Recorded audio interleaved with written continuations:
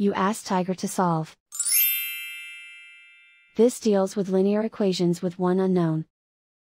The final result is c equals 3. Let's solve it step by step. Group all c terms on the left side of the equation. Subtract 14c from both sides. Group like terms. Simplify the arithmetic. Group like terms.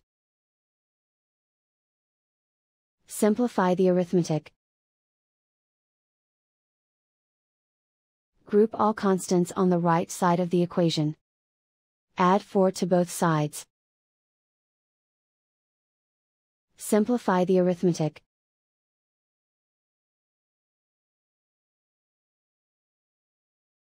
Isolate the c. Divide both sides by -2. Cancel out the negatives. Simplify the fraction. Cancel out the negatives.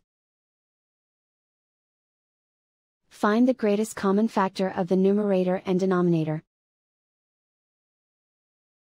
Factor out and cancel the greatest common factor.